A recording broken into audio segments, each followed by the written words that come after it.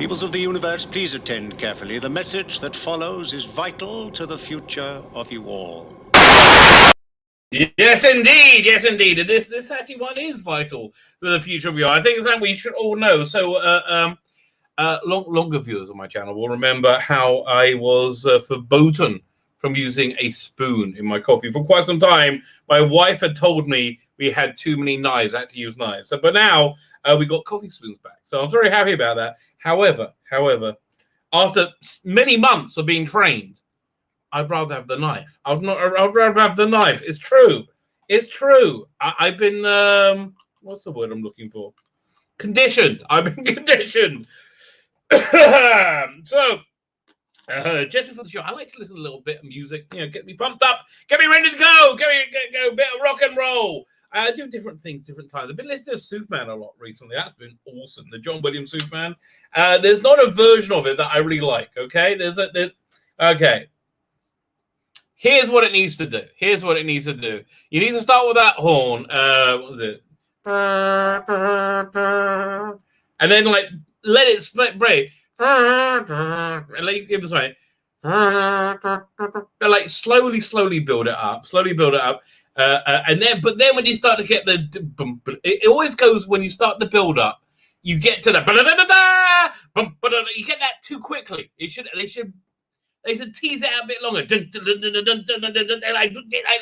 That's how you. But it always goes. And it's a bit too soon. Anyway, I wasn't listening to that, but I wasn't listening. I was enjoying the music, but I was laughing too much at myself. Enjoy the music to enjoy the music, which I then laughed more at. I think that's quite meta. So why was I laughing? I was listening to Fiddler on the Roof. I love a bit of Fiddler on the Roof. I do. I do. It's always makes me smile. Right? I do not understand why there is, in Vegas you have like permanent musicals, like that pirate ship, whatever, permanent thing. Why is there not a permanent Fiddler on the Bloody Roof in Israel? I mean, like, what a country of Jews and nobody can think of that, clearly, easily exploitative thing. But then again, that is Israel for you. Jews are pretty good at working out how to make a living around the world until they come to Israel, right? Then they can't make a toilet seat work. Anyway, so it's all kicking off. End the world is here. Maybe. I don't know, because tonight is the Jewish new month starts, the month of Sivan, and there's like this thing called Mazel, right? Like, let's say if there is like a judgment, say on this day, on this month, it was if something isn't judged to happen until that month, it won't happen until that month. But so that month happened, it's possible. So I'm always a bit nervous, right? When months change, I go, is this it? Because this is how I live, right? I'm not joking. This is how I've been living for 6 months. I'm kind of getting used to it now, right? Because people around me are freaking out, and I'm like, well, yeah, I said that. What? This was me like 6 months ago. People around me are like, what? I mean, like, to me, I'm kind of like chilled about this whole thing. I tell you what, though. I thought like fun we could do is we'll read like a real lefty paper news site about what's going on in Israel, and I'll correct it, or I'll call the bullshit as it happens, right? Because that's going to be really easy for me to do. And look, if it does go down, I guess it'd be cool. I'm not. I mean, front lines, not really. I mean, I'm personally affected. My son is as an officer in the army, but he's just got this cushy desk job. But I just assume if things go south and it goes to war, right? If a war happens or a ground invasion of Gaza happens or Gaza goes down, could be that's gonna be a nightmare. Oh my god, there's gonna be a lot of casualties. That's not gonna be good. That's it. It's gonna be a long war of attrition. I think you're looking at several thousand dead on the Israeli side. If that happens, like maybe a large amount dead, which is why it hasn't happened. So, because you got to everyone's very entrenched. You got to go house to house. But you know, it's so yeah, so that's what may go down. I mean, I don't know, because you don't know how emboldened Gaza is because of Iran, because of the new White House. I mean, this all, you know, so like, there's a lot of stuff going down that we really don't know. But I guess we will in hindsight. And there's a lot of other stuff going down. Like, but I think of the Israeli thing is like, a lot of people have been very nice by then, getting in contact, say, is everything okay? I'm like, yeah, everything's fine. For me, everything's fine. My son's school was closed, but he wasn't going. There's this weird thing. Oh man, it's so messed up. Okay, it's this. You know, like when I went to school. You just went to school, right? You just like, this is school. You go there. You get there at 9. You leave at 4. This is school, and this is what you do. You go to school. Okay, this is the weekend. You don't go to school. Pretty simple. Pretty darn simple, right? If there was school, you went. If there wasn't school, you don't go, right? And there always was school, because it was school. My son, though, all my kids, when they get to the exams, they only go in for their exams, which means they just like hang around or they get jobs or stuff. But yeah, my son's home anyway, right? My daughter is in my daughter's really in like Ramla, where it's really kicking off. She's in the base there, but I assume she's fine. Yeah, I spoke to her today. Yeah, I mean, she's basically dealing with corona. That's a job. But again, things go south, everybody gets shuffled around. You never know what's going to happen. I know what's going to happen. Yeah, right. Now, let's say they do go to combat, and so I'm kind of. This is an interesting thing about, actually, because I'm kind of torn. I don't want my son to go to combat, because I don't want my son to go to combat. Why is there an explanation for that? No, I don't want him to get injured or killed. You know, I'm saying I would not like. I go through an intense stress situation. I'm not up for that for him. However, I recognize the benefits that he has. That, like, you know, let's say I just think that gives you something that you can't have as a human being. So I'm a bit torn. I mean, I would like him to have that life experience, right? That work, because I think that will give him like genuine insight, which I don't have, right?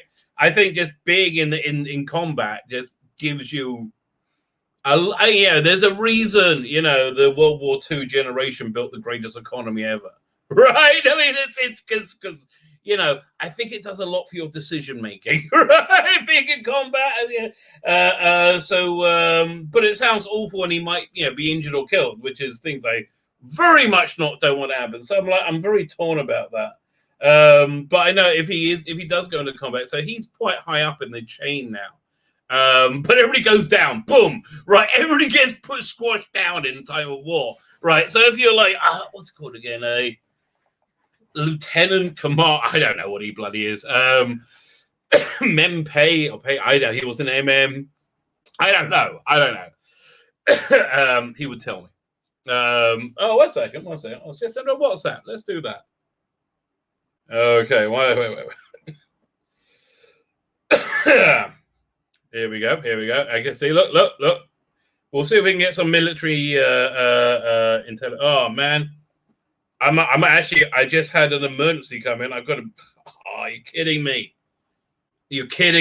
Okay, I'm going to have to take 5 minutes to do something. 1 second. Problem B, did I see you in the chat? I think I saw you in the chat. I saw you through the corner of my eye. 1 second. I'm going to send you a link. Okay, I'm going to explain what's going on. I don't want to be mysterious. I forgot. Today is, tonight is the Jewish New Month, right? And I'm supposed to, and before that, before sundown, I'm supposed to read this thing. I could just do it in front of you, in fact, but I'm supposed to read this this prayer that goes on freaking forever. It's a nightmare. Oh, problem being, I hope you're there. I'm sending you the link, okay? Dan's coming soon as well, okay? So we can pull it together that way.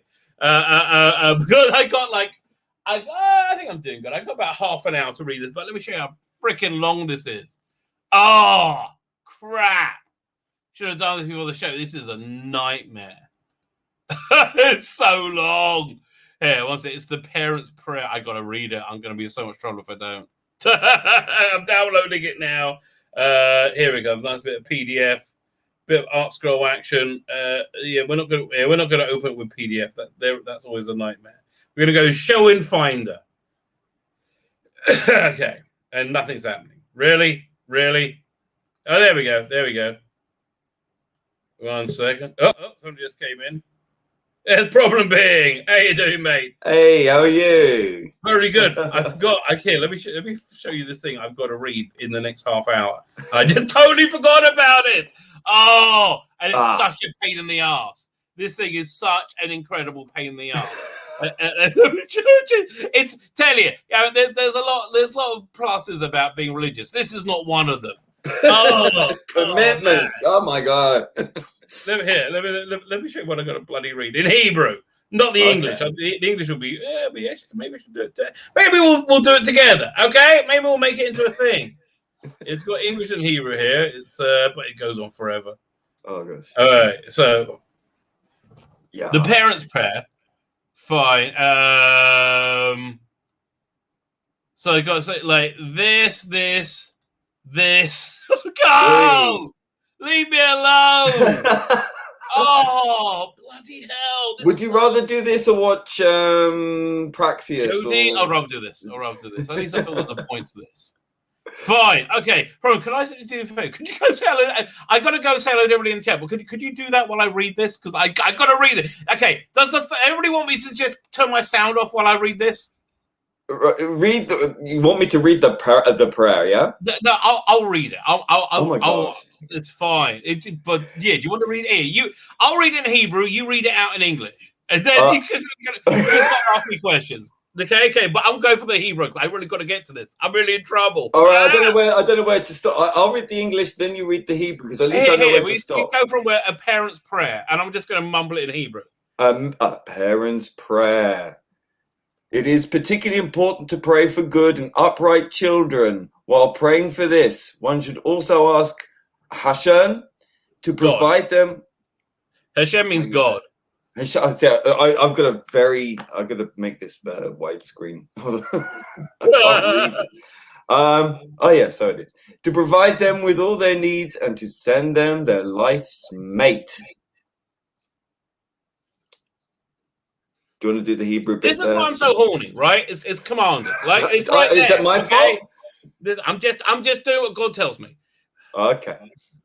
I believe that the most appropriate time to recite this prayer is on Erev Rosh Chodesh Sivan. Erev Rosh Chodesh Sivan, on the eve of the Jewish new month of Sivan. For that is the month where Hashem gave us His Torah. That's Torah, that's not great. Torah.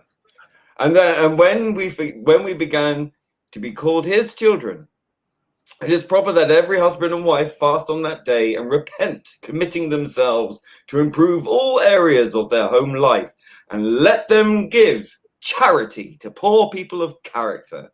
That's me. This is the prayer they should recite. And do you want me to read it? Yeah. Okay. I'll stop and give you some Hebrew space. Okay. Okay. It was you, Hashem, our God, before creation, and it is you, Hashem, our God, since creation. Hebrew. Okay, well, that's just basically saying God is infinite and eternal. Do you want me to continue? Yeah, go ahead. Oh, okay. I think we're doing well. This is an interesting. Quite frankly, I would tune in to watch this. This is interesting to me. Oh my goodness! A secular Jew reads. Right, when Dan shows up, what's he going to think? I don't know. He's going to think I'm being converted. From this world to the world to come, you are God. You created the world in order to make your godliness known through your holy Torah, as the sages of blessed memory taught in the beginning. Hey, do you want to skip to the next page? Because I'm ready to turn page. Go for it. There you go. We'll just cut it up that way. Now I'm lost. Just start from that one's good. There you go. Okay. Our Father, merciful Father, Grant us all long and blessed life. Who is like you, merciful Father, who recalls his creatures mercifully for life. Remember us for eternal life, just as Abraham our father prayed. Oh, that Ishmael might live before you. Genesis Okay, 17. so that's interesting. Ishmael is the Arabs. Ah. So it's interesting. I think it's calling for a reconciliation by the sounds of it. Well, with fear from heaven, you don't want to argue, right? I say he might live before you. Yeah. It's okay. So basically, one second. Let me just finish this paragraph, and this is interesting. But I will tell you how there can be future peace between the Jews and the Arabs. What? Okay, there you go. That's the hook to stay for. When I finish reading this, I will tell you how there will be peace between Jews and the Arabs. Okay, but I have to read this thing first. I'm getting there. Okay, you keep going. I'll keep going. Okay. Want me to read the next? Okay. It is for this reason that I come to ask and plead before you that my children and grandchildren be upright offspring, that no blemish or imperfection be found in my children or grandchildren, that they enjoy only peace, truth, and goodness, and that they be upstanding in the eyes of God and man. May they become people of Torah, masters of scripture, Mishnah and Talmud, masters of the secrets. By the way, I have to tell you, it's very telling that nobody said this for me. Okay, well, I'm going back to work. 1 second. Masters of the secrets of Torah, people of mitzvos and acts of kindness, people of sterling character, may they serve you with love and with true internalized fear of heaven, not merely apparent fear. Please give each individual among my descendants all their needs in an honorable fashion. Grant them health, honor, strength, and give them stature, beauty, charm, and kindness. I'll be out of line if I didn't say this prayer today, right? This is another thing to say. Fine, we're skipping to the next page. We're doing great. Okay, I'm going to keep going. You go from A Song of Ascents, okay? Okay. Yeah, okay. I think is this by the Rivers of Babylon? No, that's a different one. All right, fine. I got about 2 minutes to go before I'm done. Okay. Okay. So a song, yeah. Yeah. Okay. A song of ascents. Praiseworthy is each person who fears Hashem, who walks in his paths. When you eat the labor of your hands, you are praiseworthy, and it is well with you. Your wife shall be like a fruitful vine in the inner chambers of your home. You see, it's not me. It's not. This is all like 2 sex references in one prayer. Okay, it's not just me. Okay. Fair point. Bit of vine, can't go wrong. Bit of vine, exactly. You know what you're thinking about. She's right. Jigger. Your children shall be like olive shoots surrounding your table. Oh, better get a sock. Behold, for so is blessed the man who fears Hashem. May Hashem bless you from Zion, and may you gaze upon the goodness of Jerusalem on the days of all your life, and may you see children born to your children. Peace upon Israel. Psalm 128. Yeah. Please, Hashem, who hears our prayers, may the words of I'm done. Okay. I'm glad to have helped. 1 second. I forgot one more thing now. Wait there. Ooh. I think I just burnt something. Okay, I'll be back in 30 seconds. Excellent. Oh, Vamp. How is everyone in the chat? I've just recited some Jewish prayer for you people. So I'm connecting with my roots there. That's amazing. That's something. I'm helping the rabbi out. What's a guy to do? That doesn't sound kosher to me. That's not how you spell kosher, Jonathan Cox. Go back to school. Wait. How do you spell kosher? What's going on with that? You spell it kosher. That's how they do it in France. They have this weird. It's C. Well, Cox is a French name, so maybe could be. Fine. Yeah. Okay. Now I'm here. Let me just get to the chat. Oh. That was a lot I had to get done. Okay, that was I did it all. I did it. You did. Thank you. Thank you very much for your assistance. Oh my gosh! I can't. Hail Rabbi being, says disaster area. Well, there we go. Right, let me go through the chat now. I'm really glad I saw it. I would have felt really bad if I forgot about that. Gene Chronicle, how are you, sir? How are you doing well this session? Well, I was doing interesting. Nibble Navigator, how are you, see? I like this idea. Bimbo Carl's ready. I've got something new to reveal tonight. Something very, very exciting. I have that new artwork finished. Fan Dabby Double Dozy.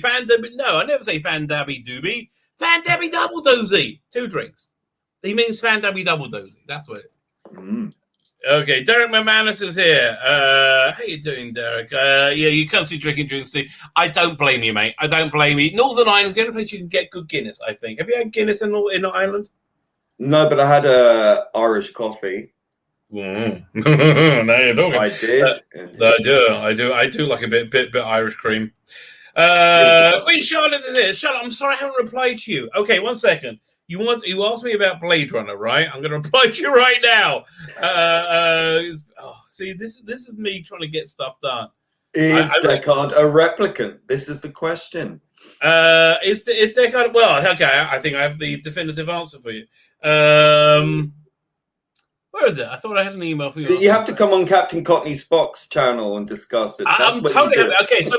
The definitive answer is this: in Ridley Scott's head. He thought yes.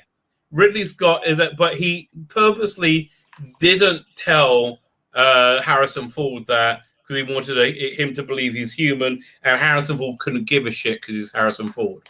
Like I'm not. Although he had a massive argument with him about the character. Well, not an argument, a debate. Let's say. Who did? Him being Harrison Ford and Ridley Scott. He well, obviously we know Ridley Scott has been trolling his film-going audience with this, saying that he's replicant. Right. Harrison Ford has been saying, nah, he's human. Right. No. So that's the answer. There are 2 different interpretations of the same thing. I came up with a new theory the other day. What's your theory? Tell me your theory. That, well, I mean, I always stood by the human thing, right? So that he's a human. But notice that everyone had a memory. Every replicant had a memory of a real animal, whether it be a spider or a what was a wooden toy horse. But Deckard's memory was a unicorn, which doesn't exist in the real world and requires imagination. That's an interesting take. So that was. But how about if he is a replicant, but really he's got the memories of Gaff? Okay, now you're just doing my head in. Because that's where he gets the unicorn. That's unnecessarily complicated. Fine. Well, let me go back to that. So, Charlotte, I can't find your email. You wanted Blade Runner 2049. Is that not on Netflix? No, it used to be, I think, but it's on Amazon now. Well, if you can't get it on the free service, just let me. I'll get it for you. No problem.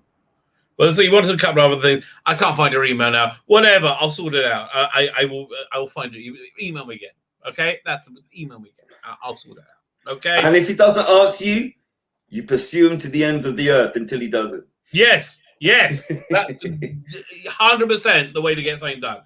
Absolutely, I do agree with that.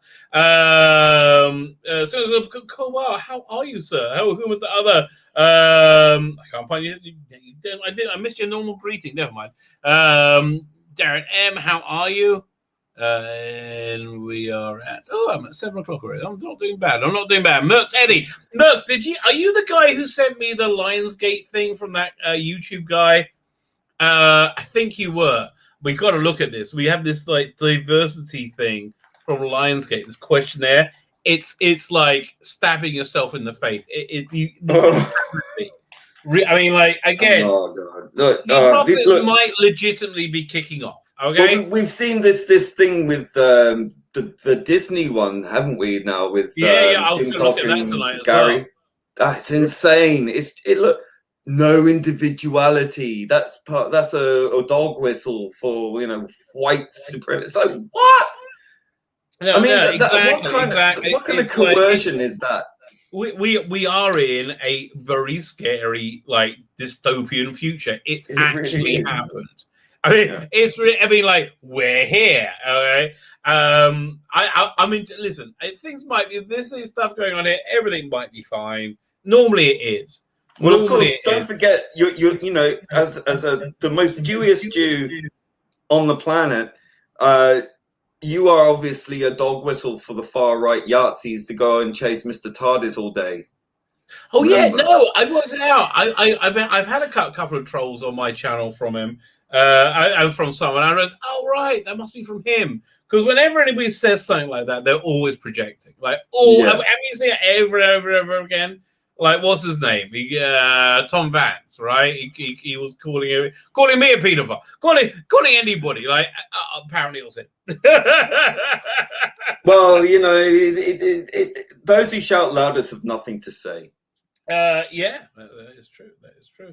Garbage, how are you, sir? Pardon me, you're here, you're there. Very good. CK Charlie Chats, how are you? Keep going. Queen Charlotte, ma'am, says original Total Recall as well, if you've got it. Yeah, no problem. That was the first one that I mean, I'll get it for you. Okay, that movie is pretty good. It's worth watching it just for the trailer. If you watch the extended 4-minute trailer, you got everything you need in that movie. If you want to enjoy it, you basically got his head coming out the womb, going, "Get ready for a surprise!" that whole thing. And Sharon Stone is insanely hot in it. It's Sharon Stone, right? I think so. Yes. I think so. It's been so long since I watched last. Right.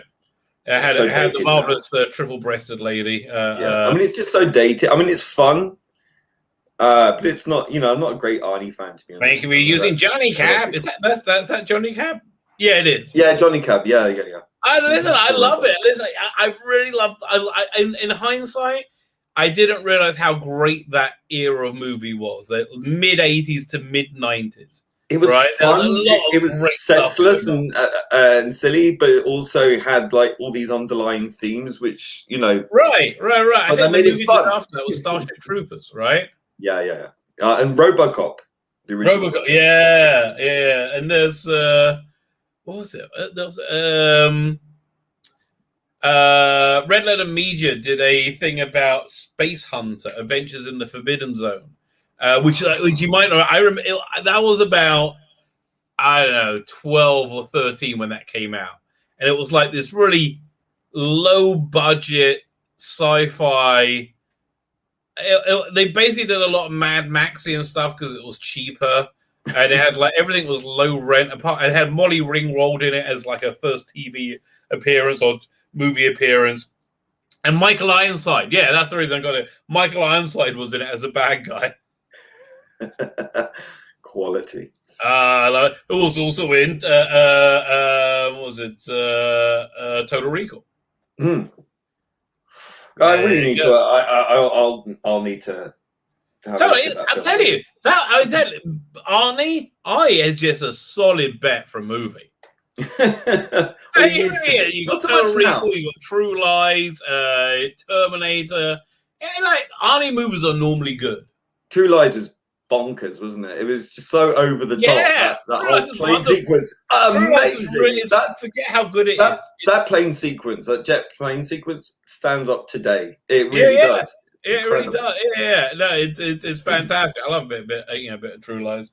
But yeah, no, he was on a Total Recall, Predator.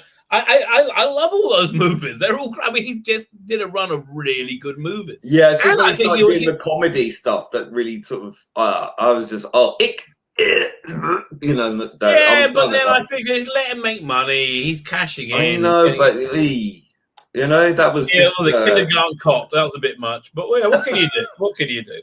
And he deserved to make money. It was just so weird though when he found out that he was sleeping with his lover. His trainer, who looked like this brick shit house, and his wife was this gorgeous Kennedy, one of the most beautiful people. And he was like, "What? Just what? How did that happen exactly?" Yeah, but it did. It did. Anyway, Lonnie Webb, how you doing, sir? Chris Solar, how are you doing? Oh, Chris, I got exciting to show you tonight. Something new for the campaign. I finally got something done. I should say I got quite a lot with done. Oh, Dan's here. I didn't even notice. Dan, how you doing, sir? Hey, hello, boys. Okay, good to see you both. Oh, is your mic on, Dan? It should be. Can you hear me? It sounds like you're in the room, but not. It sounds like you're in a bucket of water. Does it really? Hold on one moment. Bear with me, everybody. Can you hear me?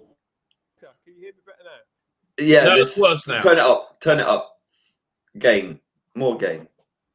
More Ghana. I'm having constant. Oh, it keeps resetting itself every time I plug this in. I'm on my laptop. There you go. That's there right. Is that better? That's better. Yeah. Darren Yes. says it has been in combat and it didn't do you any harm. Well, that's the thing. Combat's normally good for you as long as it doesn't do you any harm, right? When it does you harm, that's 100%. That was my point. My point was I don't want to be in a situation where it could do him harm. However, I see the benefit if it doesn't, right? You see what I mean? So yes. Yeah. No harm, no foul. Yeah, so what's going on, guys? What have I missed? I'm sorry? I did a prayer. Dan. Oh, well, it was mental. Oh. Okay, we've had a mental first half hour. Okay, here's what went down. I've started talking about like the whole Israel thing. Like, I thought we would like a real lefty news outlet take on what's going on, and I could correct it in real time. You know, I could call bullshit wherever it is, which there will be a lot of. But then I remembered. I said, this could be apocalyptic because it's.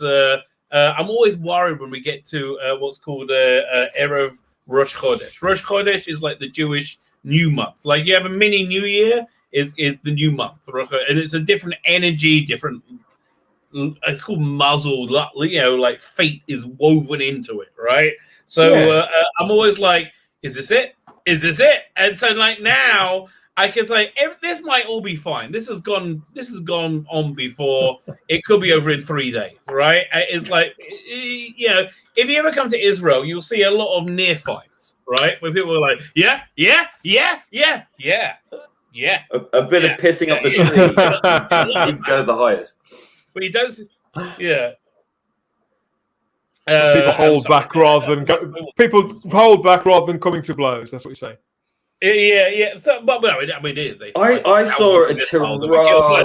Lots of people have died already. So I saw a tirade of anti-Semitic shit all over Twitter yesterday. I couldn't believe it. It was just like, oh yeah, and they use the word Zionist, just to it kind comes of out cover straight away. It's it's straight away. That's why I was actually kind of surprised that the White House hasn't condemned Israel. I mean, I'm sure it's coming. I'm sure it's coming. So sorry for everybody who knows this stuff, who are the Zionists? Because I hear that bandied around all the time, including in reference to how can I put this? Anybody who's not pro-Palestinian, anybody who's not pro-Hamas. Okay. Anyone who believes that the Jews deserve a homeland, basically. But it gets used by these conspiratorial people to say, "Oh, it's the guys who want to take over the world." No, we want to be left alone. Yeah, but I'm telling you now. This is what they say. This is the inside track. Okay, I am in the protocols of the Elder Zion. I'm the Jewy Jew on the inside. I'll tell you. Be left alone. Okay, that's basically. So you're a Zionist, and that's the principle of that you want to be left alone. Within reason, in your own. I see. Oh, right. So why is it seen as a slur? Then why do people bandy that around as a slur? Because I see that all the time. They even call it, if anybody knows who the British Voldemort is, they even say that he is a Zionist. I don't. So it seems to be this term just to sort of. I'll take it. Oh God, yeah, I'm very ignorant about all this sort of thing. If it's not happening, it's basically a way of saying Jew without saying Jew. Yeah, gotcha. That's essentially what it is. Okay, I don't understand. 100% what it is. Yeah. But it's it just insert the word Jew there, and that's exactly, you get the connotation 100%, right? Then you completely understand. Because they came. It was that young man who got cancelled a couple of weeks ago, and he went after Phil. Phil, missing episode hunter. Phil Morris. Yeah. Oh, I can't remember. Yeah. They were raging at him. I mean, some of the stuff that they said to him, anti-Semitic stuff, was just unbelievable. So I can believe that it's running rampant on Twitter. Yet again, Twitter is insane. Watch a short video. This is. I'll stop and give you any commentary as needed. This is by Rabbi Jonathan Sachs, who is a super genius. I mean, this guy is so clever. I mean, he passed away now. He passed away about a year or so ago. He was knighted, I think. He was because he was the chief rabbi of England. 1 second. But this will explain everything to you. Really, in a way, I can't do it because he's much cleverer than me. 1 second.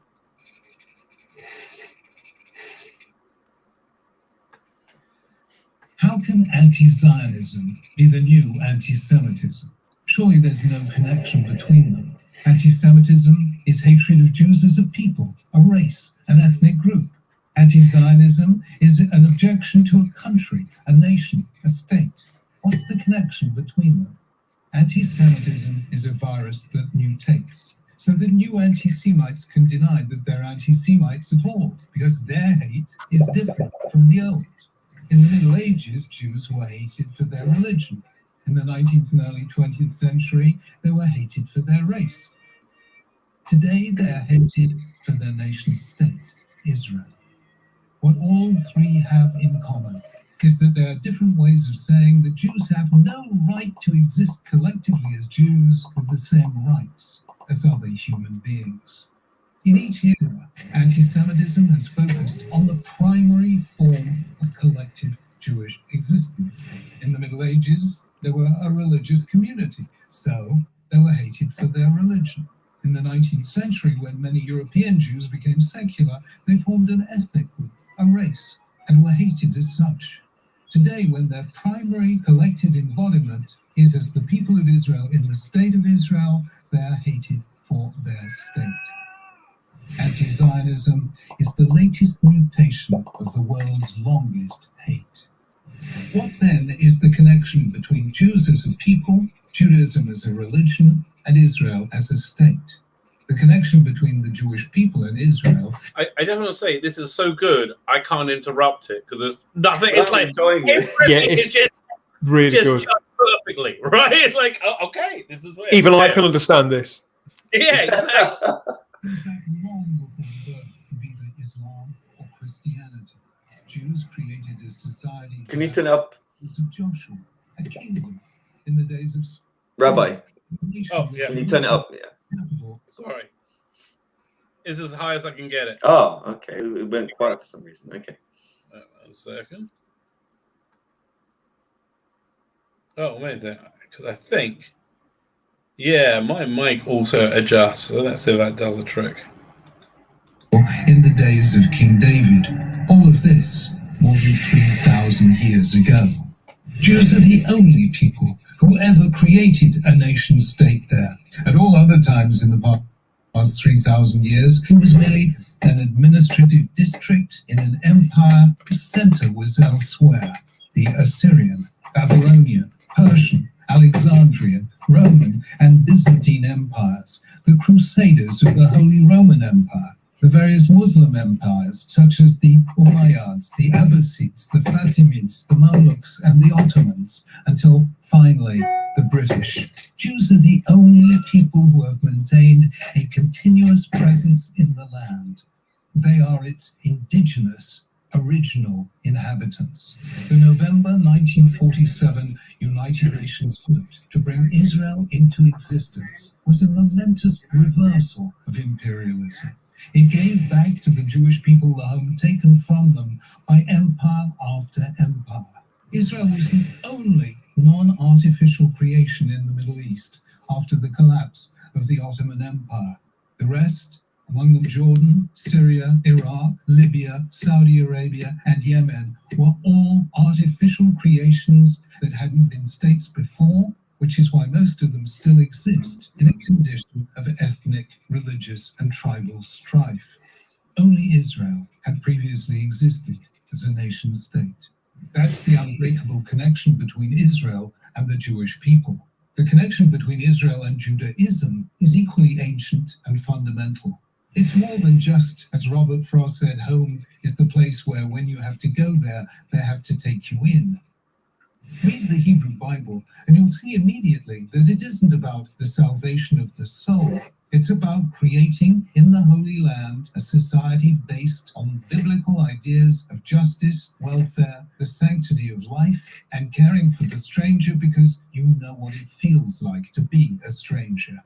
Judaism began with two journeys to the land, one by Abraham and Sarah, the other by the Israelites in the days of Moses. At least half of the 613 commandments of the Bible are only applicable to the land of Israel. And though in the centuries of exile and dispersion, Jews lived in almost every land under the sun, Israel has remained a focus of their prayers and the only place where they've been able to do what every other nation takes for granted, construct their own society in the light of their own ideals. Judaism differs from the other Abrahamic monotheisms, Christianity and Islam, in that it's the only one of the three that never created or sought to create an empire. It was the imperialism of the Roman Emperor Hadrian that led him in the 2nd century to change the country's name to Palestine, one of the first, but certainly not the last, deliberate falsifications of history by those who seek to deny the Jewish people's right to their land. There are 56 Islamic nations and 159 in which Christians form the majority. There is, and only ever has been, one Jewish state, tiny and vulnerable, though it is and always was. That's why anti-Zionism, denying Jews the right to their one and only collective home by misrepresenting Judaism, is the new anti-Semitism, every bit as virulent and dangerous as the old.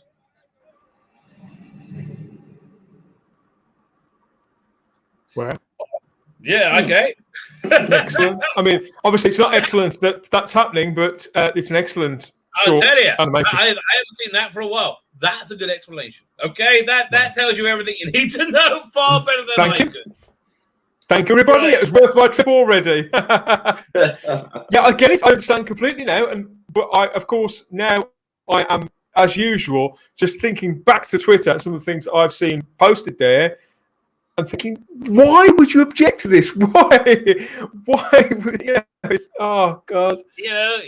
Look, there are people who just don't like Jews. It just basically is. Baffling. I don't. And then what makes me laugh is when they call Israel an ethno-state, even though there's plenty of Arabs that live in Israel. But how many Jews live in the neighboring countries? Not many, if none. Not that many. No. Yeah. I mean, don't get me wrong. Okay, so there's this great fallacy, right? That the Jews kicked Arabs out when the state was created. What really happened was the Arab armies told everybody to flee so they don't get caught in the crossfire, right? And then the Jews weren't killed. That's what happened. So and they were scared to go back because they would whenever that happens they were slaughtered. But that wouldn't happen until the ones who stayed in the state. Anyway, but the point was this: they had about 800,000 Palestinians were displaced. At the same time, about 900,000 Jews were expelled from the neighboring Arab countries. Right. So Israel then absorbed those 900,000 people. And they became part of that. I mean, it's like, you 70 years later, there's no hanging on to it. Like we can't go back to our homes in Europe, in Iran. They're gone. It's over. Move on. Get rid of the keys. No one's coming back. It's to me, it's lunacy. This anti-Semitism. I mean, racism generally. I think most people are baffled by racism because there are very few genuine racists in the world now. It's the 21st fucking century, you know. I mean, it gives a shit, you know. Like exactly. All of this identity politics and all of this division. It's so unnecessary and divisive. It's divisive. That's 100% where racism lives now in identity politics. Here, this is something we all need to get to know the name of, right? I got this pulled up and ready. It's a term that you're going to have to that we're all going to be familiar with. Bigotry. The act of labeling a person racist, sexist, or something like it in situations where it is not warranted, in an attempt to exploit the stigmas accompanying such labels and force the opponent to spend time and energy explaining why he and she is not a bigot.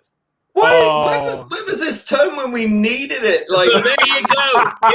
That's how long have we needed this? Oh, you're bigoteering. Brilliant. Now, it's incredible. Now you have a name for it. You're like, It's like, look, I am going to use the fuck out of that. Exactly. I was just thinking, I need to write this down. I found it on your boy Zach's video. People are like, this is it. That they didn't think of a name of it beforehand. It was the problem. Yeah. You got it. It's like now. Well, I just called them bigots. I just called them the bigots because they're so intolerant of other people's opinions. But it doesn't. It doesn't. Yes, it's true. They are the bigots, but that their thing they did didn't have a name. Made you had to explain it to which already now you've got a name. You're like, it's like it deals with a lot of the trouble. Anyway, dealing with trouble. I've got to catch up with the chat. I'm like half hour behind now. Roll on. Let me go. Problem. Oh man, it just jumped like super jump. Cam, how are you doing? So I wish I could remember who. I said to myself, I got to remember who sent this to me in a comment so I could credit them. I think it's Merc said it. Okay, it might be Cam. I can't remember. PD Rich, how you doing, sir? Cam, how are you? Do you need to run? I said hello to you first. You were first here. Alpha Omega, how are you? Oh, what was your controversial opinion? Problem being, do you know Alpha Omega had a controversial opinion? His controversial opinion happens to be one that I share, which is I believe in due process. Oh, really? Controversial. It is funny that's controversial. Controversial to accept the law of the land, which dictates that you are innocent until proven guilty. Well, but it's not just that. If people are not innocent until proven guilty, life becomes an unworkable nightmare, which I think we're seeing. Speaking of unworkable nightmares, this thumbnail is perfect. Some of your finest work. Always pushing the boundaries. But this does. I mean, just make it clear. This is not about diversity being a problematic thing. Obviously, it's about how this identity politics is meaningless when they come for you. You know, it doesn't matter what race, gender, or sexuality you are. If you fall on the foul side of the ideology, it doesn't matter about your identity. Honestly, from what I can tell about Noel Clarke, his crime is he rubbed people up the wrong way. Quite literally. Allegedly. Which way he could? Yeah. I think that's basically. I think he just irritated women, and feminists. You know, I think he irritated them. I started watching last night Curb Your Enthusiasm, which I kind of stopped watching because I just kind of like, ugh. Oh, yeah, that whole Hollywood Jewy lifestyle is just kind of gross, you know. I just I don't want to know. Is that they just also? But then I was just on, you know. I had HBO Max, so I'm like, yeah, I'll watch it. and he's being Me Too'd in it, and you can see it was like completely. He didn't do anything, and he's being completely Me Too'd. Yeah. Anyway, yeah. Listen, we can see the problem here. They're both being sanctified. I think there should be lots more black people and women in Doctor Who. Like, Chris, mate, really? But there are. Like, I don't understand what your point is. Like, but there are.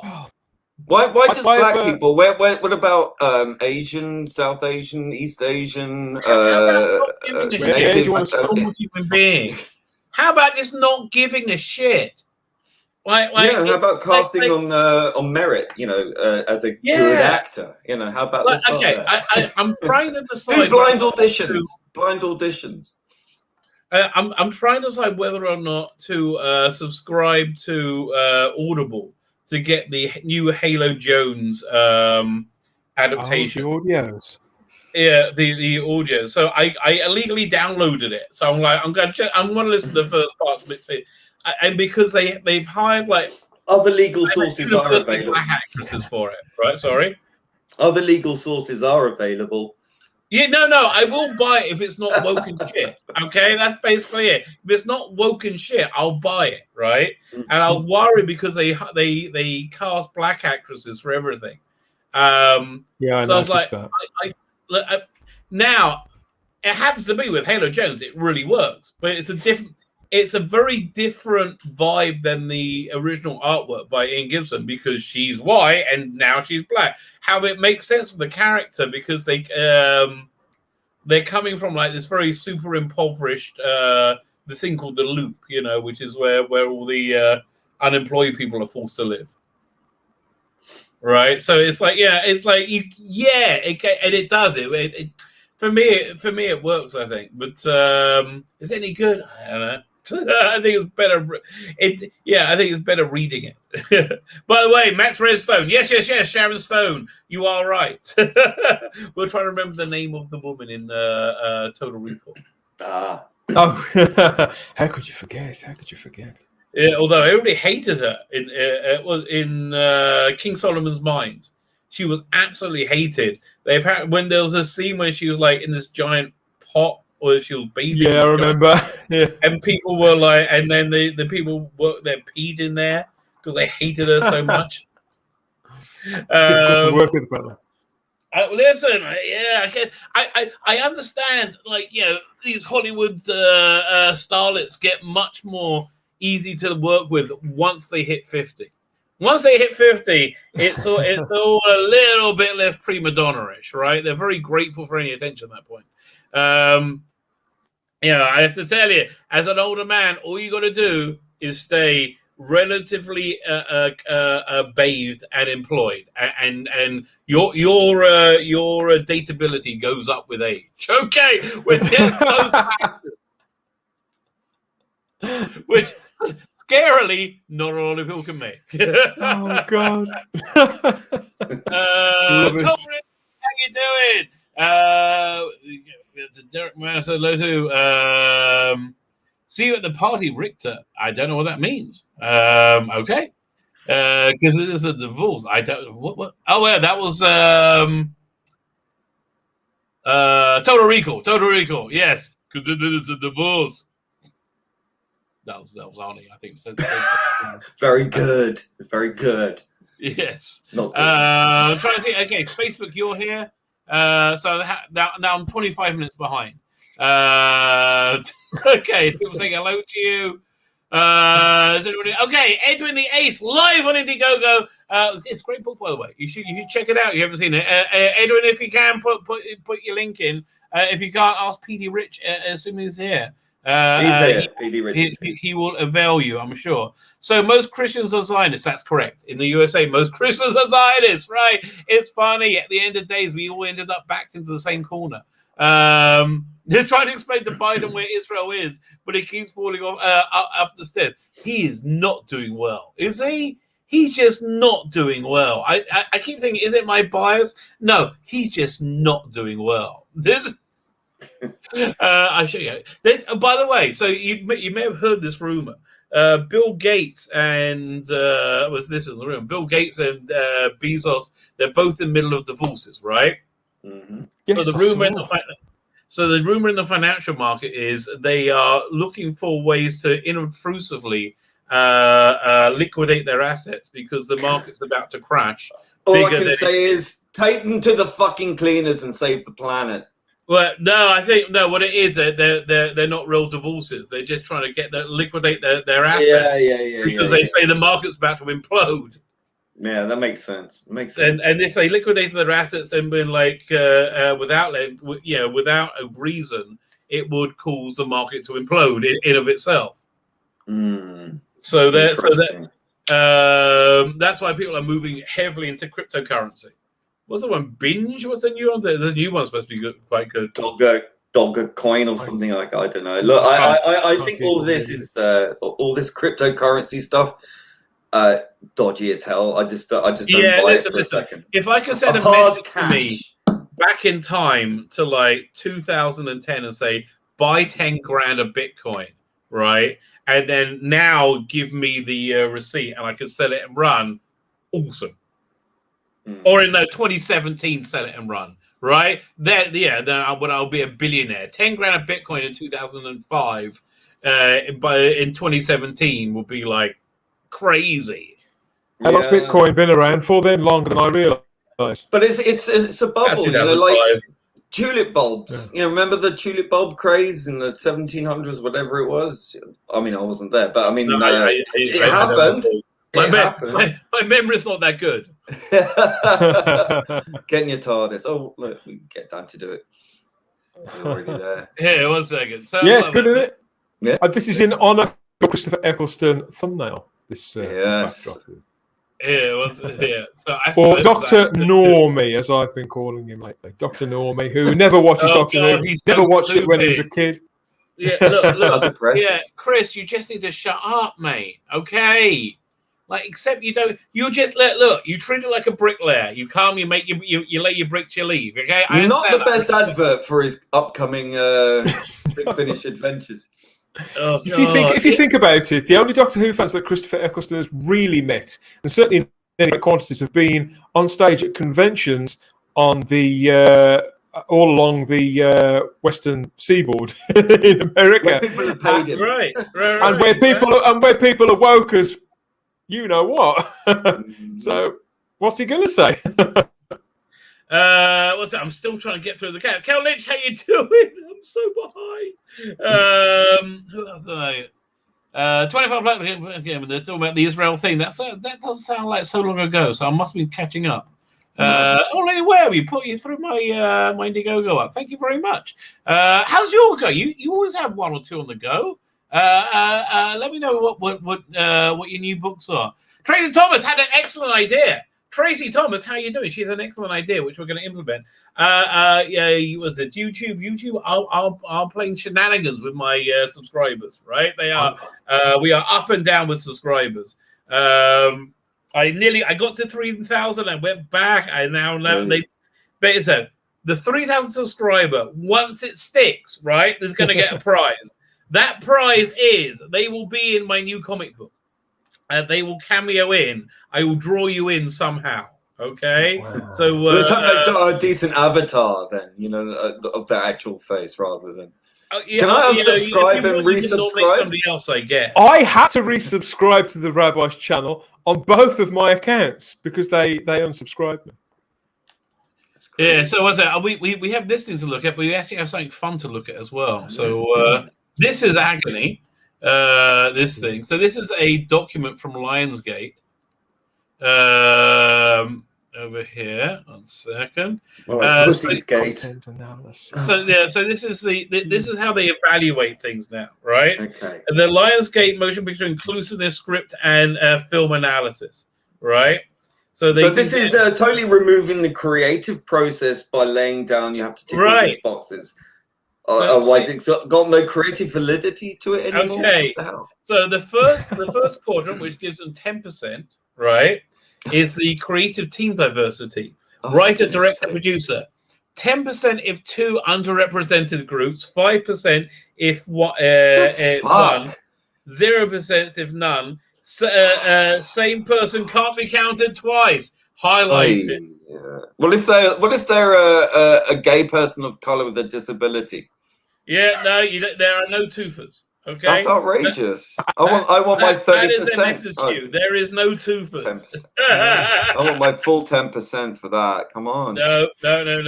You basically, because you can't be gay and Jewish, right? That's what they're trying to stop. Excuse me.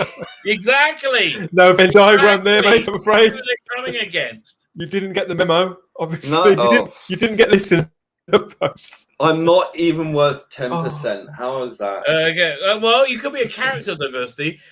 This is worth 20% of your score. 20% of your score based on character diversity. So this is easy. You should make your characters diverse. You get 20% right here. So you get 5% per speaking characters only. 5% per underrepresented group. So you've got to now specify which underrepresented groups.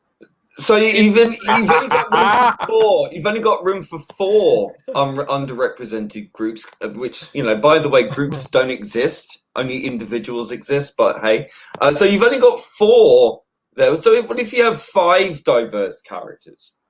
You can only get 20%. That's it. That's it. That's not inclusive. No, that's not inclusive of that 5% person.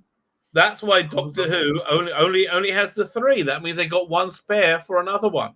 For a guest actor. A window in on some sort of on the bizarro world of not just Hollywood, but SJWs. This is how they think. And the more they lean into these sort of abstract leftist concepts and constructions, the more real people reach out and grab and pull close to them anything tangible that they can actually recognize.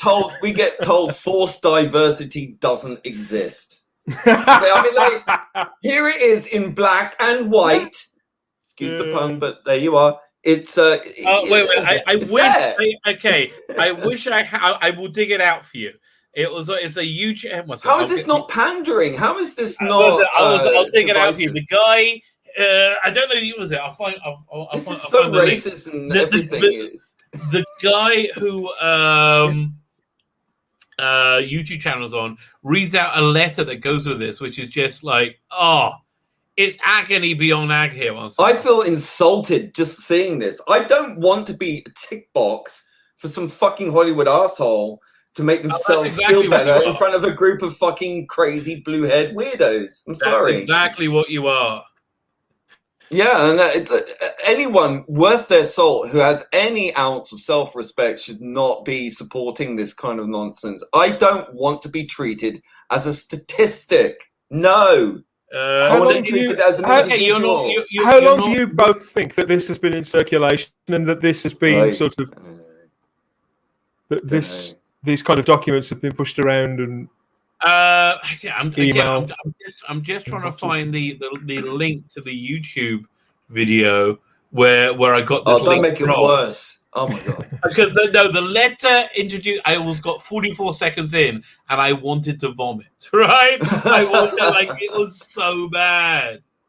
What the hell is this? So I'm just trying to remember. This is embarrassing. I'm embarrassed for them. Quite honestly, that they feel that they have to do this in order to get some kind of Twitter validation or something. I don't get it. They're not helping anybody. It's a weird, creepy religion, right? This is everything wrong. Has this been leaked, guys, or have they released this to say, look, we are doing this has been leaked. Okay.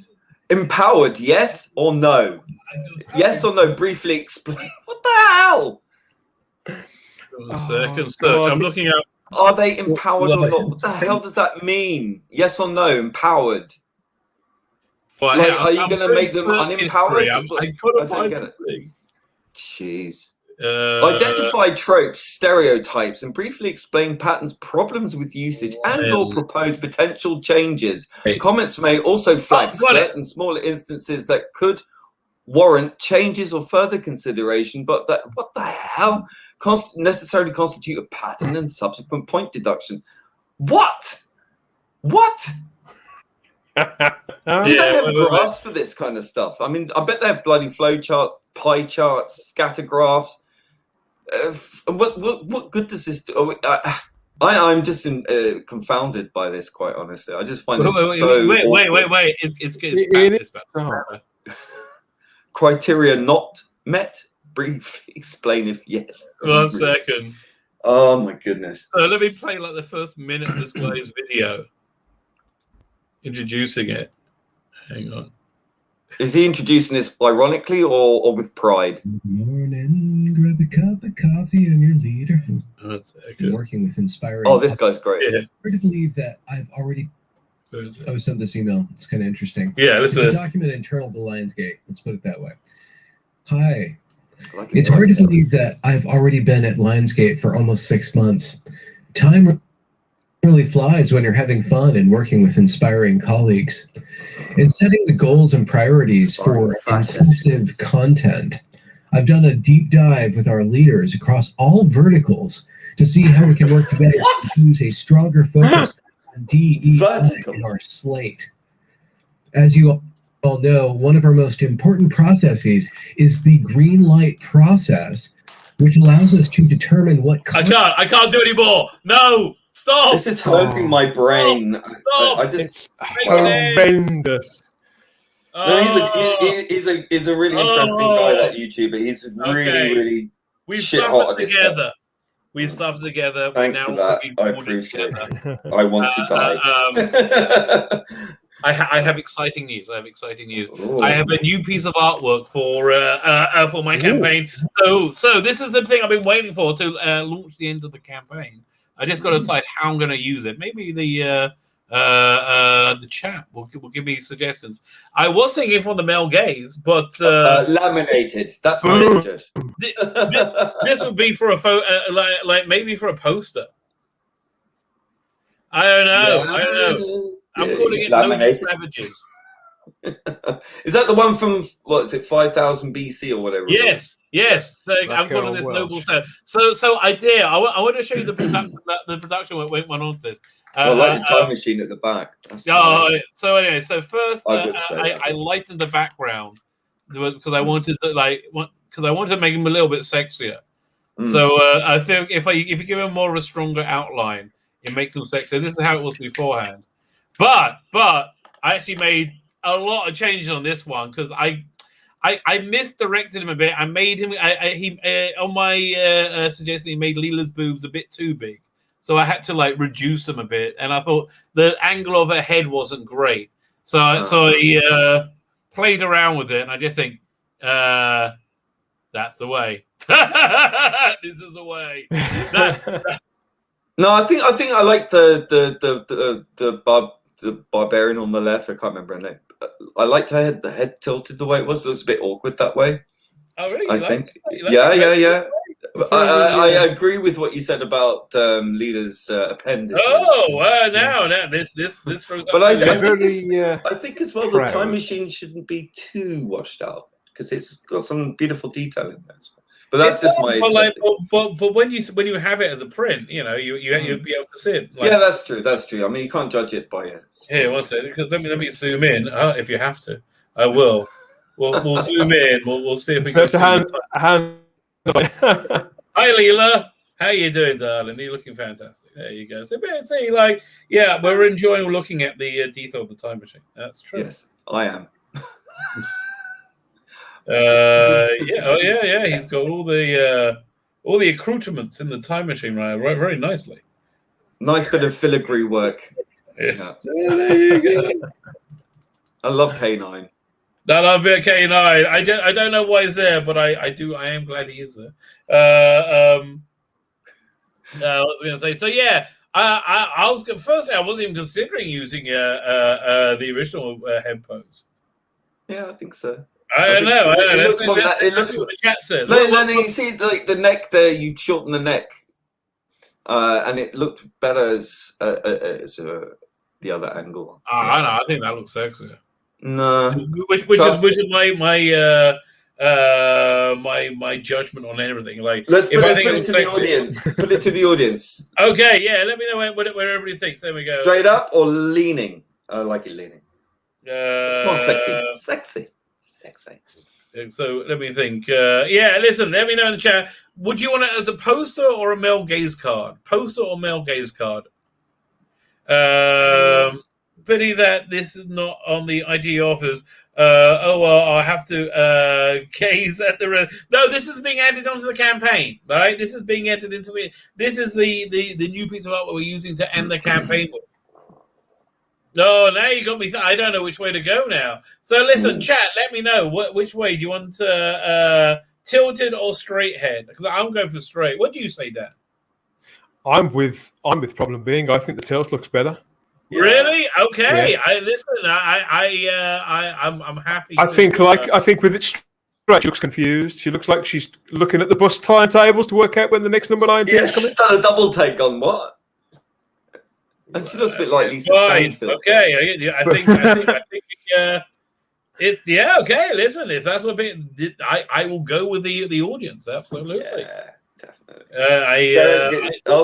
Lonnie agrees. Poster. Yeah, listen, people agree. Poster. I think. Num agrees with me. Okay, listen, tilted. Everybody's saying tilted. Fine. It's only one thing, but yeah, I think I would go with the tilt, all things considered. Okay, so imagine it like this, but I had tilted. Yeah. I'll finish it tomorrow, and I'm still got lots of work for. And I think as well, just as I notice these things, as I cast my critical eye, the breasts are a little big, not round. They're small, definitely smaller, but they just look a bit misshapen. They work for me. They feel authentic to the me. one on the right there. I mean, on the right side, it's a bit flat. It's just okay. I'll bulbous out her boob a little bit there as well. Just give it a bit more of a. We're gonna have to check your gay card. A need. Listen, I give you my very critical gay eye. There you go. Well, listen, it was John Nathan Turner who gave was it Perry? Her I promise not to put my junk on her shoulder. There you go. They didn't seem to mind. Matt C. Matt C. Okay, people are saying poster. I'm leaning towards poster. Leela was flat. It was a bit flat, but I want to see these are all my masturbatory fantasies. So I do tweak a little bit. She was stacked. Up there, she was definitely stacked. Yeah. Exactly. I mostly live in my perfected universe, right? That's where I want to. What am I participating in? Filth. Nothing but filth. That's what it is. Okay, fair enough. Okay, just so everybody knows, coming up on the channel over the next few days. I had a very industrious day today. I made a bunch of thumbnails ahead of time. We're going to do a review of Invincible season 1. Have you seen Invincible? I have. I absolutely love this series. It was very fantastic. Yeah, I want to be in on that. I am 4 into the 8, so I'm halfway through and loving it so far. Right, so you know what it's like then. Yeah, it's and the quality of the performances that really sells it. Like J.K. Yeah, the animation isn't the best, but it bothers me at all. It took me about 4 or 5 episodes to get used to it. Yeah, before I got bothered by it. I really, really enjoy this. And there was, one thing that annoyed me about the Fandom Menace on this was there's one character in this that's gay, right? And they're always going on about how they should create original gay characters that are gay for a purpose because that's the character rather than the sort of contriving. Right. And they did that with this, and it's like, oh, it's woke because it's and it's like, no. I thought this was the right. His balance. best friend is gay. Yeah. Oh God, no, it's not. Yeah, exactly. It was like, and that's not every member of the Fandom Menace, but I did come across this a fair bit, and I was just like, oh, get fucking real. Right, that's fine. It worked for me because it wasn't overt. It was cool. I tell you what, every episode that I've seen of this as well, there's some really emotive bits, and almost every episode there's a bits where you actually feel very emotional because for a cartoon, that's impressive. You know, it really draws the character development is again, you're very sucked into the characters. Yeah, and I do like how you kind of recognize them as you recognize the tropes, even though they're new characters, like the demon detectives thing. I was like, you can see Marvel or DC doing something like that. Like to see more of that character. But I will say as well, I recently watched that Jupiter thing. What was it? I'm about 3 episodes into it right now. I find that really dull. And the second episode looks cheap as well.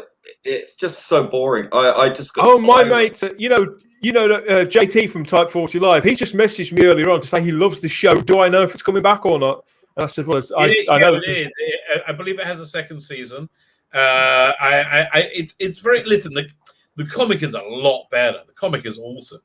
The mistake I think they make so far is in the comic, in the first 3 pages, you have all the backstory in the 20s. Where you have you seen any of it, Dan? No. Okay, so it basically I'm only halfway through this. Okay, without spoiling it at all, it's set in a world with superpowers, and the superpowers started in the 1920s for a specific reason, right? I'm reading the premise now, yeah. Right. So in the comic book, in the first 3 or 4 pages, they do the backstory, and you're thrown into the world as it is today. And in the TV show, they're spending a lot of time on the backstory, like a lot of time on the backstory. Yeah, the whole way through, and it's so many conversations and nothing much happening. Right. Look, I mean, at least it's good we can talk about something critically rather than focusing whether it's woke or not. So I give them kudos that they didn't over-wokeify it. I mean, there's a couple of bits in there that might sort of tip in that balance, but for the most part, that's not the main issue. The main issue I had with it was the production level. The costumes look ridiculous. The action. I talked about that in my review. It was. It's just the pacing. Oh god, pacing also. But whenever they replicate the costumes of a superhero too accurately, it looks ridiculous. You need to adapt it for TV. They did them. That's one of the mistakes they made with Powers, which was freaking awful. Powers was the production on The Boys so much better. It's very cinematic, whereas this looks like it was made for TV back in the 1990s, slightly updated. I think it's a bit better than that, but okay. But it had that. It was reminiscent of that. It didn't. It looked like it could have been on the CW if you turn the sound down. That's what it looked like. I think it was a notch above that. But it was a notch above CW. It was several notches above CW. It was several notches below The Boys. It's about the same production value.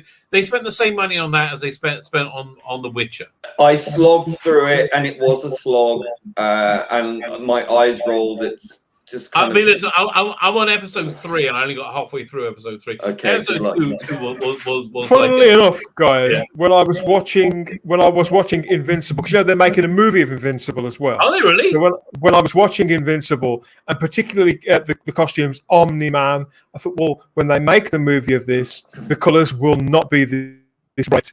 They won't, because they're very clean. They're very clean designs, aren't they? As you say, because they would almost certainly look ridiculous if you put that on an actor. And so now I'm really intrigued to see what this stupid show's like. Now you've just said that. I'm only 2.5 episodes into it, so I can't really attest to it. But the another mistake they make though is it's basically about it's a family of superheroes, right? And how they're very dysfunctional is part of it. But they make the son very earnest and wants to be a good superhero in the show, and in the comic, he's just kind of like they're like Kardashians. It's basically what happened with the Kardashians had superpowers. You can see where it's going. I can tell, right? I mean, I haven't read the comic books, but for me, if this doesn't happen, I'll be surprised. The off the hook daughter is going to become the utopian, and the son is going to turn evil because reasons I can't go into without spoiling. I don't know. That's what I imagine. Again, I haven't finished it. I will know when I. But Invincible, I've that's a recommend. There, I'm glad I did. As I didn't watch it as I was going through, which I'm kind of regret. I'm just going to do a season review. I also got this coming up. Screen Rant are fantastic. We love Screen Rant. Who reads that rubbish? I just don't get it. Me! It's I know you do. Why? Okay, because it's hilarious. Okay, so they have this lengthy fan theory, right? And it goes on and on and on. And it's essentially the reveal from Troll of the Time Lord. And who would believe? I'm like, no. If you just knew anything about Doctor Who, you would look less like a twat, right? That's. But they're not so into looking less like twats. We got this drops on Thursday, so I'm gonna split this into three reviews because why not? So there we go. I got that coming up. So when you get the audios, Rabbi, do you sort of binge listen to them when you get them? Well, that one I'm going to listen to quickly because I want to. Yeah, me too. Well, exactly. I'm going to listen to it quickly because I can't wait. I'm going to be doing that on the podcast, not the live stream. They're not going to be. Listen, they're going to be better than most because Nick Briggs is writing them. They're not going to. They're going to be okay. I'm telling you now. Yeah, my guess is if they get to be about a 7 out of 10, I'll be impressed. He writes good, sturdy adventure stories, Nick Briggs. That's why I like his right. But stuff. I don't know the evil effects of 2021 can get to anyone, right? They can indeed. So I'm waiting to see what happens. But Big Finish have really lost me this year on many fronts, right? There's this is the. Although I am enjoying having less to listen to, though, like I feel like I'm less pressured. But I've gotten all the way through the Blake 7 audio dramas. Oh, I've gotten to the end of Restoration 2, and I was very sad because it was the last appearance of Avon. But Restoration 3 is clever. The way they did Restoration 3. There was one story with just Avon and Villa together, which was absolutely the best. Well, it could have easily been up there with any of the TV. The best episode is with Avon and Villa. Where he's going to kill Villa. I agree. Orbit is like right up there. Love Orbit. Yeah. But it was reminiscent of that. It was so because there's a bit where he's locked out of the airlock, and it was not letting him in, and it was just very reminiscent of that. It was so the original series. It was great, marvelous stuff. Just in case anybody's wondering, by the way, we recommence recording new episodes of Teleport this week coming. I've just booked my first guest, so I've just bought on eBay the 1979 and 1980 Blake 7 annuals. I'm so excited. I've got them. I had those when I was a kid. They got my name scribbled in them and everything. Blake 7 magazine was awesome. Can't wait to see Teleport. I tell you, if they reprinted Blake 7 magazine just in its entirety, 12, 13 issues, it will sell like hotcakes. Same with Lookin'. Lookin' should be doing graphic novels. I don't know why they're not. Just the comic strip compile of that Sapphire and Steel material. I would buy that. They put out 2 hardbacks, Rabbi. I don't think they're certainly available in this country, and you can get them even now in discount stores. One is sort of like the best of the 70s, and the other one is the best of the early 80s, with a mixture of some of the comic book material and some of the articles and posters. Beautifully remastered, and I don't know if they didn't sell very well or what, because you could get them in discount stores for a while. Again, it's not. They're marketing as a look-in, as a nostalgia, rather than marketing as the strips. You want to read the Sapphire and Steel strip. You don't really. This look-in's kind of fun, but you want to read the Sapphire and Steel strip. What else did they do in look-in? Had Tomorrow People. They had a bunch of cool stuff. The Knight Rider strip. I would love that. Yeah, I'd buy them. I'd buy them like that. I'd buy them quicker. I'd buy those faster than 2000 AD collections. For me, I was a swap shop kid, not a Tiswas kid. I was a looking kid, not a 2000 AD kid. So I would snap up. I would buy the Charlie's Angels strips. I would buy all that. Oh, they're also good. J.M. Burns, he did a bunch of those. And the other thing that they're really missing a trick is the 1980s Eagle. They did a great run of Dan Dare, which has never been reprinted, right? And I think it'll do really well. Yeah, I'd buy those. Yeah, exactly. And it's someone's just sitting on it. And I'd buy all those Blake Sevens as well. I'm inviting you two both on to teleport for series 2, as it's going to be. Okay, best Big Finish Blake 7 episode. I'm going to say it's the the Apocalypse Storm, Lucifer Storm. What's it called again? The Armageddon Storm, which is a companion chronicle. Like I said, that's one of those. That's one of the Liberator Chronicles. Isn't it? I actually quite like those. I find it difficult with the Chronicles because that's the one. It's a story being read at me. I like the audio drama. The incredible thing about it, you don't feel like it's being read at you. I don't know how it's such a good story. Yeah. I'll listen to those after I've finished with the first test, because that is basically just Avon and one other character, a new character that works beautifully, and because it's so tight. Not all of them are that good, but there was one that was so bad, and there was one that was in Restoration 2, and it's just like all the women, and it was just it was like having conversations. Is that the one where they go to the system planet? Yeah, I like that one. I like the whole system women. Oh god! Okay, see for me, this is in the spank bank. Okay, the whole system women. No, I'm sorry, there was no Avon. It's like he passed away soon after all of this. It's like they wasted all that time, and they could have had. I mean, he was. When Blake left, the central character. Wait and see what they do, which is really clever, and it really works. They try something similar. The writing thing they did, but to make him, I explain why he wasn't around for 3 episodes. Mostly is works, but when he shows up, it also works. They try something similar with Jago and Lightfoot, and it didn't. They did that with Dana in.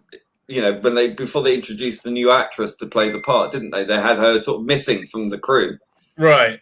Yeah. They that's what on the second season she was on. There was a hunt for Dana. Yeah. Right. And it was like it was kind of irritating. I like how they put what's the name in as a part time. Yes. Yeah, the guy played Duggan. Duncan. Yeah. He's got the same name as Del Tarrant, doesn't he? Was it? No, it was Del Tarrant, wasn't it?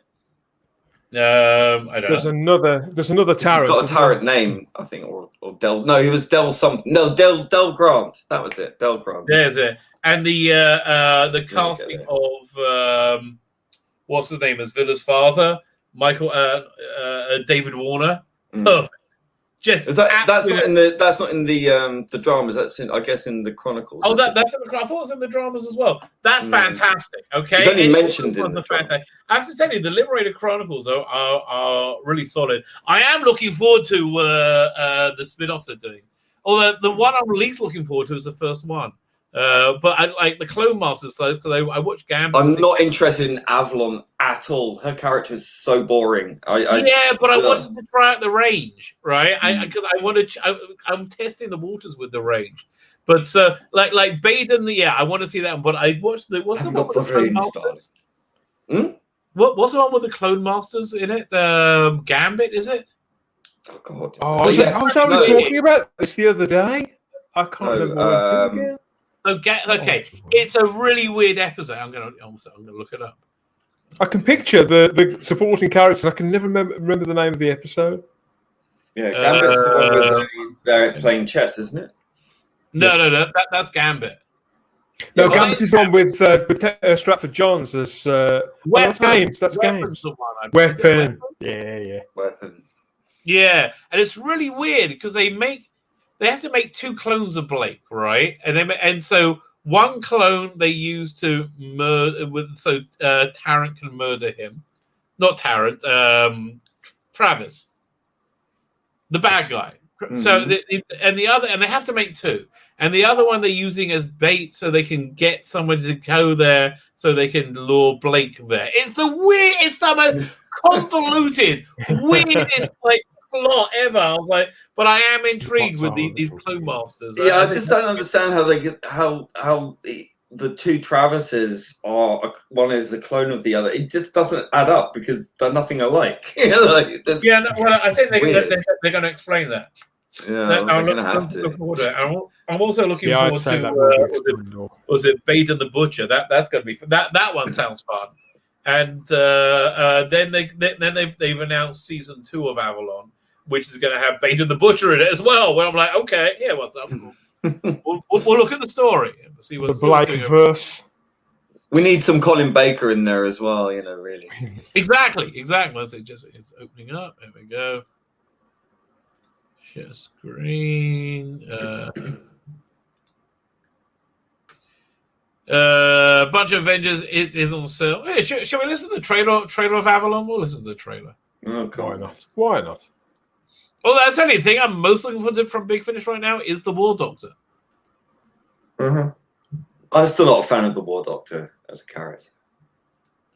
Oh, I love those audios. They're fantastic. From Big Finish Productions, Blake 7, Avalon, Volume 1.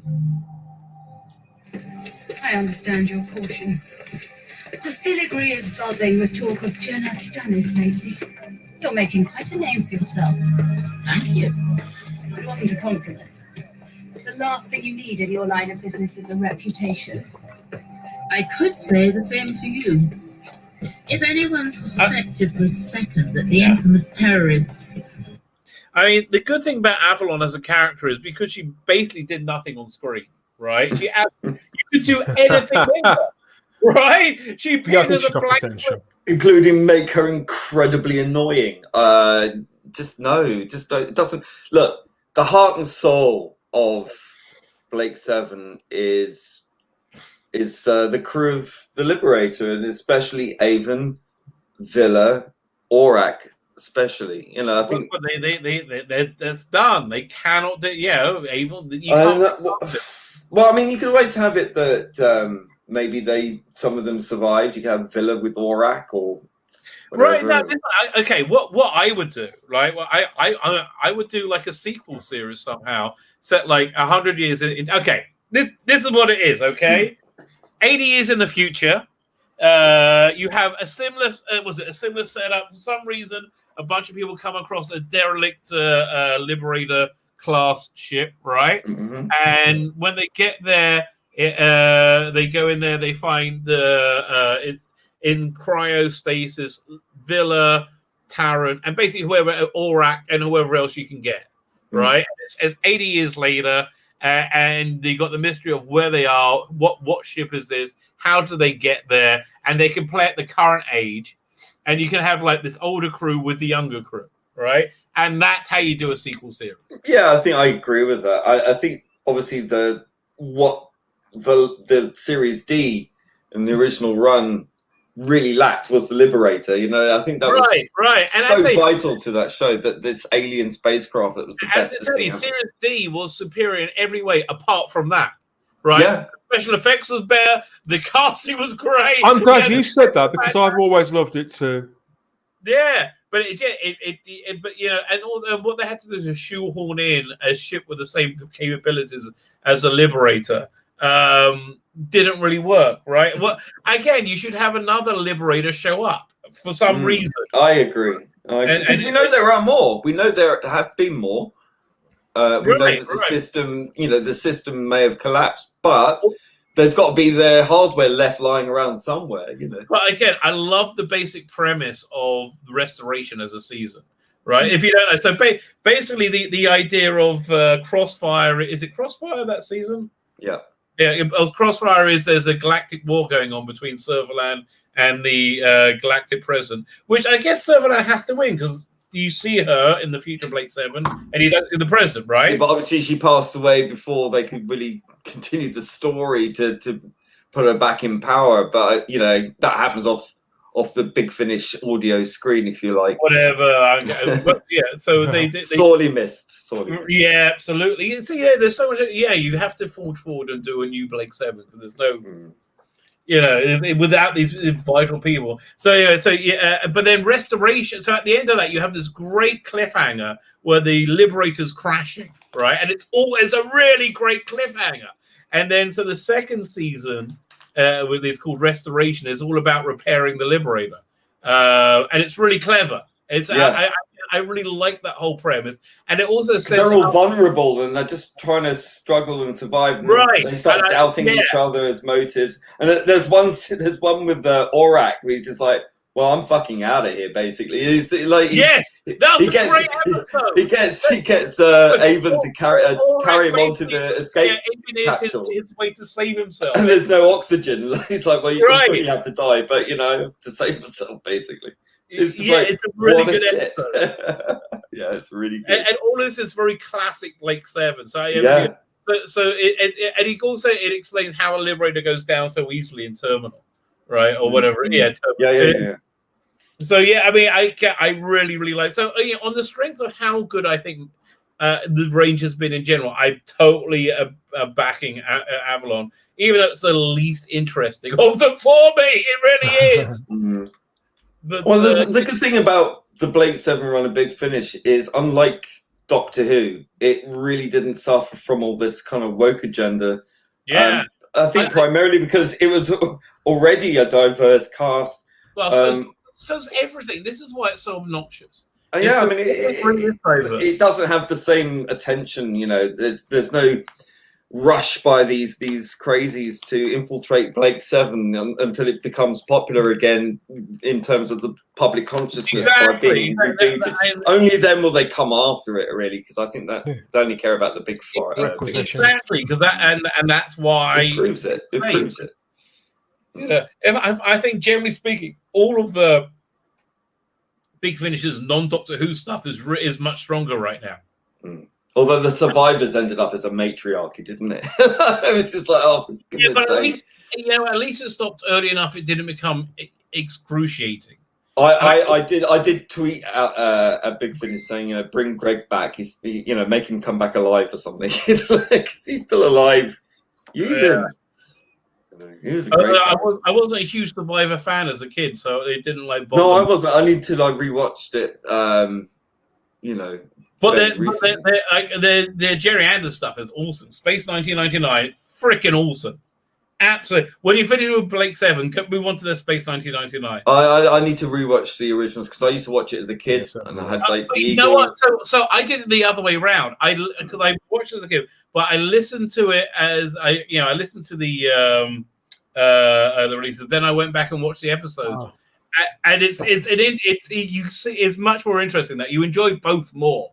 Because you're coming to the episode new on audio, and then when you see it on see the video, it's like it's more interesting. It just grabs you more. Right. But that first box set is so incredibly. It's stuff that never happened in Blake 7. Not Blake 7, in Space 1999, where basically they blend Space 1999 and UFO together into one universe, and it really works. But they have such a super Space 1990-esque episode as the first one of their. It's really weird. They have the pilot and they have box set 1. It's it just annoys me. But that first episode in it where they got what's his name, Terry Malloy as an alien. It's so super Space 1999-y. Yet it was totally new. But it has every trope, everything you feel like you're watching Space 9. So it's really good. And then they recreate an older episode, which I really liked. There is wokeness in it. There's always a lesbian couple. It's always always. It's I mean, I don't know. It's never a gay male couple, is it? It's always the lesbians. It's funny how that works. Yeah. Something happens to the pussies in the future, which makes them irresistible. So right? That's scissoring. Space scissoring. It's all the that's what happens. The Doctor and scissors in the TARDIS, impregnating pussy power through time and space. Throughout time and space, if infecting, a Big Finish. So, but that's why we have all these kick-ass lesbian bounty hunters. Yeah, it's going on.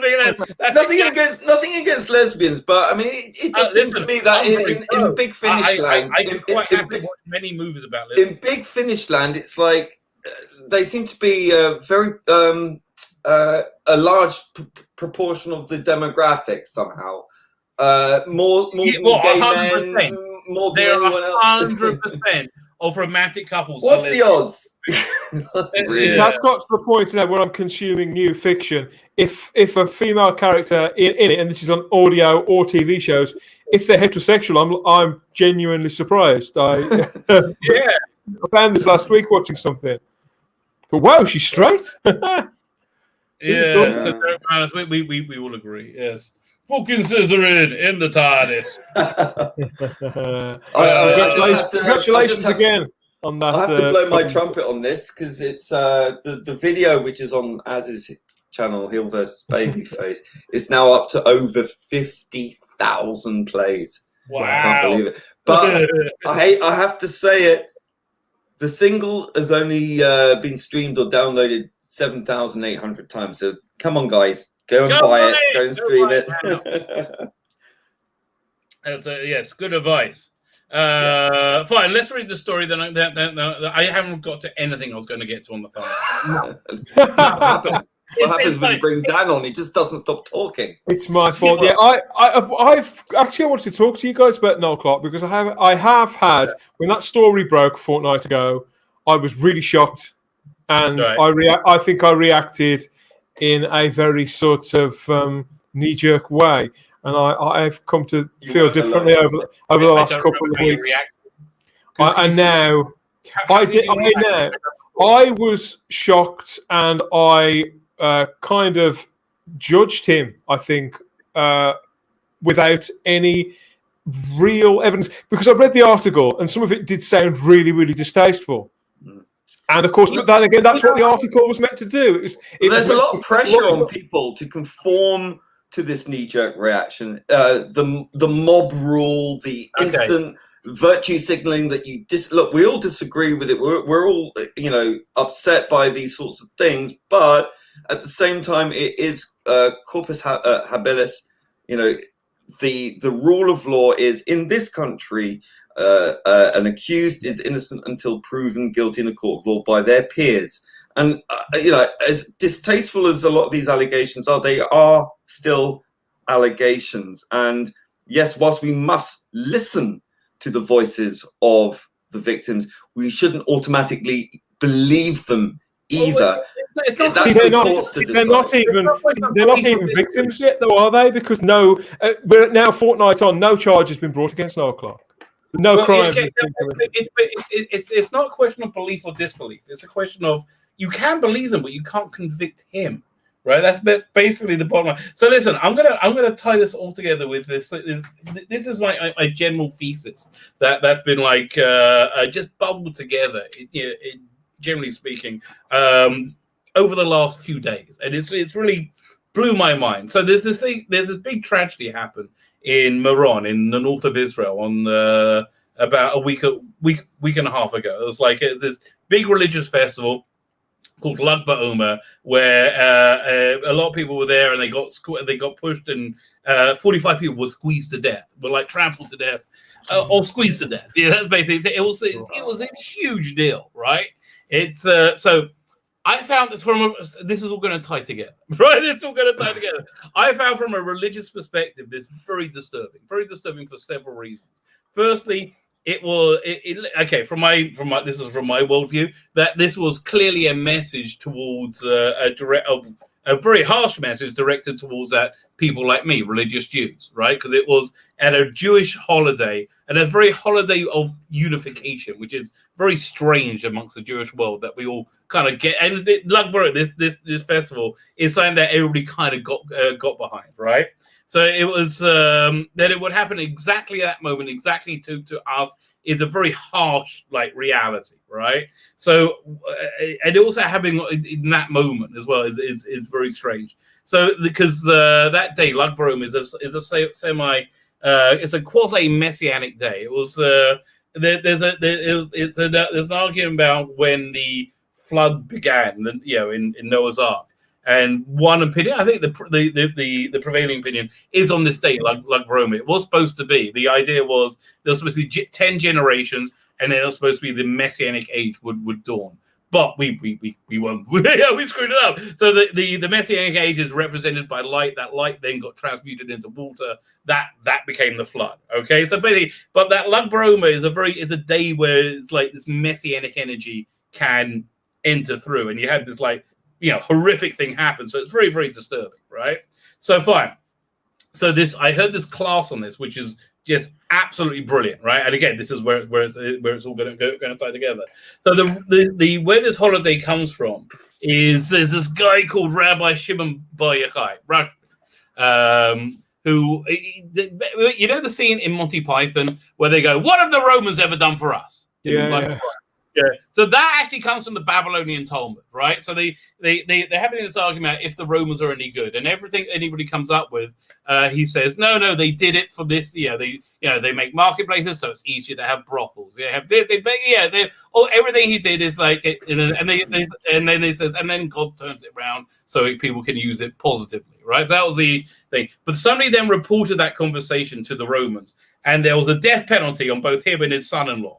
So fine. So they had to go into hiding.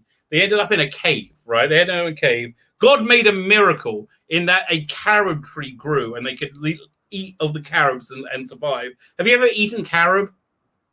Can't say I have. I would rather die. It's awful, right? So again, it's like the juniper tree, the juniper bush in it's all they had. They had one pair of clothes each, so they would hang them up to save them, and they would dig a hole in the ground and sit in the hole in the ground, filled up with dirt up to the neck to keep their clothes clean. And during that time, they discussed deep biblical matters, and they became these great wise sages because of it. But basically, they did that was their life. So they came out the cave about 12 years later, and they were so holy. They saw somebody working, not involved in religious matters, and they were so amazed they burst into flames. So then the voice came out from heaven and said, you can't come out your cave to destroy my world. You got to go back in. They went back in the cave for a year. They started for another year. They could come out, and they were then so holy they could talk to people without blowing them up, right? So that was generally good. So that was the thing. So he was very into Jewish unity, or unity in general, right? And that's why we think this holiday is the his Yortzeit, is when he died. So he wrote this book called the Zohar, which is the book of Jewish mysticism. Okay. Just it. Well, I'm just hearing a siren go on. Fortunately, I'm in my I'm in my book shelter. Really, there's a siren happening. Wow. Are they testing that? Okay. My just getting a phone. You get alerts, alarms? Oh, a second. My wife's calling. Hello. Breaking light. I know, darling. It's okay. I'm in the bomb shelter. you are, but I am. I have no idea where he is.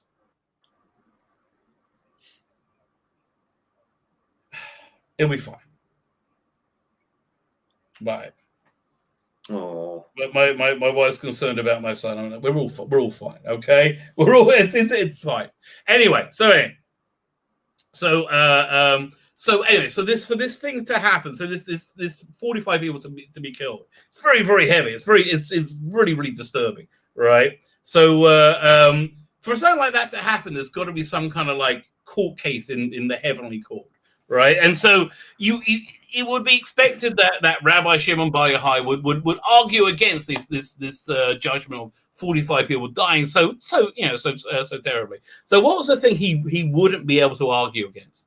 And the thing he wouldn't be able to argue against is exactly what Noah Clarke has experienced, exactly what we see so common in our world. It's called rechilot. It's when you one person says to another that this person did this, and so it brings hatred between people, right? So it's so common and it's so normal. Like I've just had a semi cancellation crisis going on in my real life, right? Because something happened, and then a bunch of people made up something that did a version of it that put me in a much worse light, right? And it was just, and it just was like it swept through a lot of places. But you see, this is how destructive it is, because you're using your breath. And your breath is essentially holy. You know, this is why communication is holy. You're using your breath, and you're using it to kill people. And like this is what happens with Noel Clarke. I mean, it seems to be he pissed people off, he irritated people, and they're just happy to get the boot in, right? That's what it appears to be. So the sirens just stopped. So I guess we're going to survive. Okay, so there you go. So that's really wild. It's so rare. We get sirens over here. Wow. So this is the second or third one, right? Anyway, so ever. I'm surrounded by like Arab villages, and so they normally don't want to shoot at this because they didn't seem to mind when they hit the mosque. And then got blamed for that. Okay, so Dan, keep this in mind when you hear casualty numbers. A good 40% of the Palestinian casualties are friendly fire, of them killing each other. It's when they fire these missiles, right? And most of them don't work. They're all homemade, and they have the same kind of trajectory as a 3/4 full bottle of Pepsi. So like, a lot of them just kill themselves, end up within Gaza.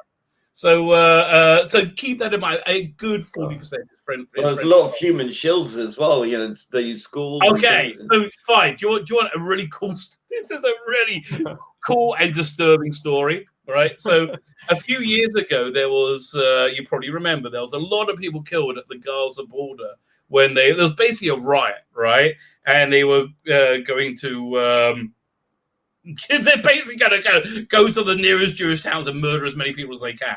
There's like 3,000 people. It was a massive riot, right? This was described. You'll recognize how they describe it. Mostly peaceful, right? Yeah. So we're used to hearing that.